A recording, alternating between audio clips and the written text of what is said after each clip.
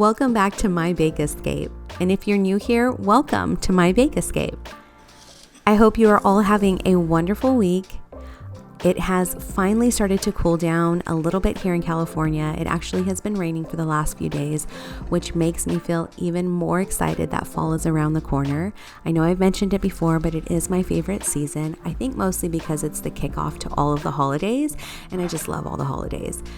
I think mostly because it is a time for us to gather with friends and family and to eat a lot of delicious food. I absolutely love holiday baking. And if you love to bake for the holidays, then you're going to like this recipe and you're going to want to try it this season. This is my pumpkin pie tiramisu. For the full recipe, visit mybakeescape.com. Be sure to follow me on Instagram, TikTok, and Pinterest at mybakeescape. And if you haven't subscribed to my channel, please feel free to do so by hitting that subscribe button and be sure to turn on your notifications. All right, let's get started. So for this recipe, you will need a few special items, starting with ladyfingers, pumpkin puree, mascarpone cheese, and heavy whipping cream. You will also need a few other ingredients that I'll go over in a little bit. I wanted to start by talking a little bit about the ladyfingers. There are a lot of recipes online for these and you can make them from scratch at home. However, to make things a little easier, I decided to use store-bought and I found these in a local grocery store. These packs come with 2 bags of these cookies, and I believe there are 12 cookies in each bag. So a total of 48 cookies is what I bought, but I only used about 36 of these for this recipe. These cookies are light and crispy, and they do so well in this recipe. Next is the mascarpone cheese. I found this at Trader Joe's, and it's the same consistency as cream cheese. However, it doesn't have that tanginess that cream cheese has. So I guess if you can't find mascarpone, cream cheese might be a substitute. It will alter the flavor though of this tiramisu, but honestly, pumpkin and cream cheese is a really good flavor. So I don't think you can go wrong by using cream cheese if you can't find mascarpone. Another thing that I use in this recipe is espresso. So I have an espresso Virtuo line machine, and I also have these double espresso capsules. So I was able to brew 2 shoe capsules, which is 4 shots of espresso, and I diluted it a little bit with water. You can use coffee. I would just recommend brewing a very strong pot of coffee and using that to soak the ladyfingers in.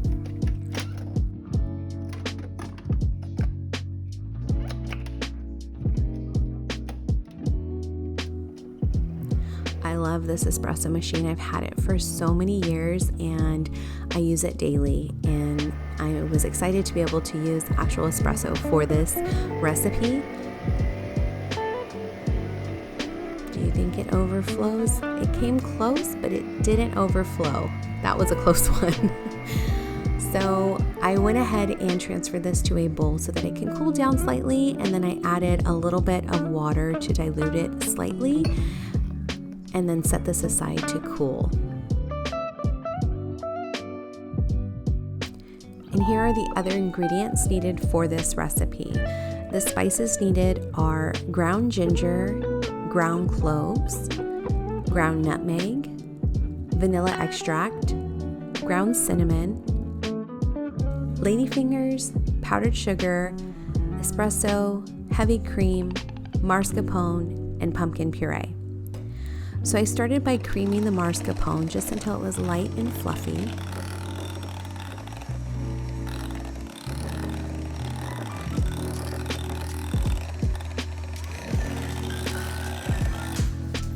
Next, I added the pumpkin puree to the mascarpone along with vanilla extract and the cinnamon, ground nutmeg, cloves, and ginger, and powdered sugar. So I went ahead and mixed this until it was all incorporated, light and fluffy. I tasted it and decided that it needed a pinch or 2 of salt, so I added a little bit of salt and mixed that in.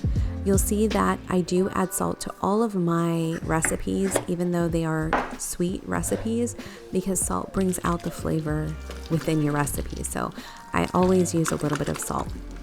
The next step is to cream the whipping cream. For that, you'll need heavy whipping cream, vanilla extract, powdered sugar, and a pinch of salt. I like to use powdered sugar. You might ask yourself why I'm using powdered sugar instead of granulated sugar. In recipes like this where you do not bake the dessert, if you use granulated sugar, it can leave the filling grainy, and so powdered sugar pretty much dissolves quickly, and so I prefer powdered sugar in recipes like this. So to the whipped cream, I added a little bit of salt, the vanilla extract,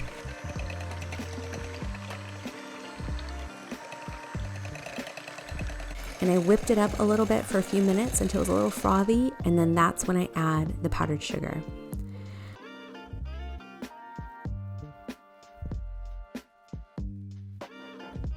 Then I continued to beat this on medium-high until the whipped cream forms medium stiff peaks.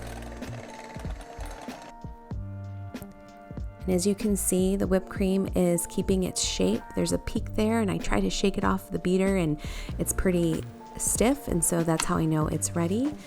So the next step is to incorporate the whipped cream into the pumpkin mascarpone mixture. So using a large spatula, I add about half the whipped cream into the bowl and fold it into the pumpkin mixture, and then add the rest and continue to fold until it is all incorporated. And I gave this a taste, and this tastes just like pumpkin pie. It is delicious. All right, the next step is to assemble the tiramisu. So I start by dipping the lady fingers one by one in the espresso mixture. You don't want to let these sit too long in the espresso or coffee because they will fall apart. You'll quickly dip each cookie in the espresso mixture and then place them on the bottom of the baking pan. You'll see that they fit pretty well, and I had to turn some the other way just to make sure that the entire bottom of the baking dish is covered. I even had to break one in half to fit into that little corner there. Then you add half of the pumpkin mascarpone filling on top and carefully spread all over the tops of the lady fingers using a spatula. Then I noticed that there was a little bit of space down at the bottom, so I decided to kind of cram another cookie down there because I want to make sure that every bite has a little bit of the lady finger and the filling. So I added 2 more cookies and the other half cookie to the edge there just to fill in the whole entire bottom of the baking dish.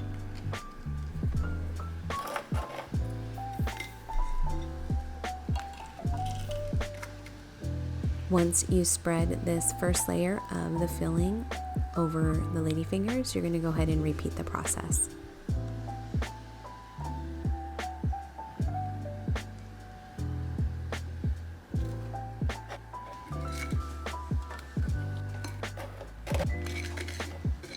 And then you're going to add the rest of the filling. Spread evenly over the tops of those cookies. Next step is to add the spiced powdered sugar topping.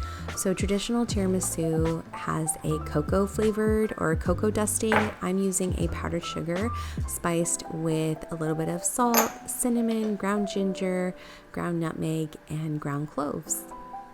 It's gonna give it a little bit more of those fall spices on the topping of this delicious tiramisu. I also have a small wire sieve, and this is great to sift on top of the tiramisu. As you can see here, I'm cleaning up the edges of the pan because I feel that presentation is so important when you're making and presenting desserts. So I want to make sure to clean up the sides as best as I can. Then I add the powdered sugar topping by using this little mini sieve or sifter. I tap the side and allow it to sprinkle all over the top of the tiramisu, giving it an even dusting on the entire top layer of that pumpkin pie tiramisu.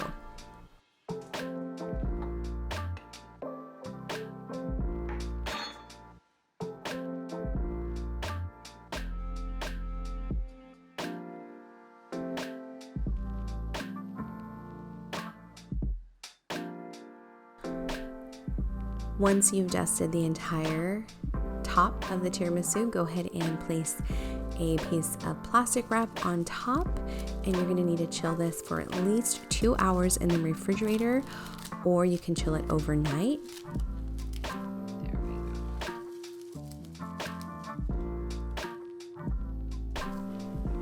The tiramisu has been in the refrigerator for 2 hours, and you can see that the powdered sugar has absorbed into the top layer and left a spicy crystallization type texture on top, and I actually love the way this turned out.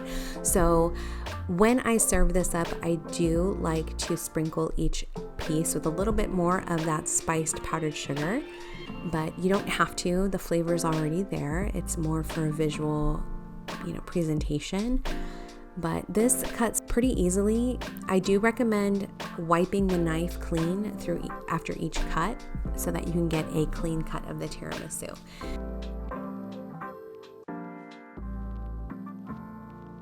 Look at how beautiful this turned out. You see the layers of ladyfinger with that delicious filling. It looks incredible, and I'm happy to say that it tastes so delicious. It's light and creamy, and the ladyfingers soaked with espresso is just another delicious layer of flavor. You're gonna want to make this soon. It will not disappoint. Traditional tiramisu does call for eggs, and I decided not to incorporate that into this recipe.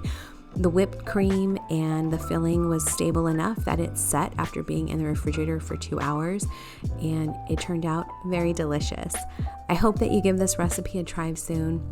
I'm planning on making this for Thanksgiving. It was a huge hit with my family and friends. If you do make this, let me know in the comments what you thought. Thank you so much for watching. I really appreciate your support. And as always, have a sweet day.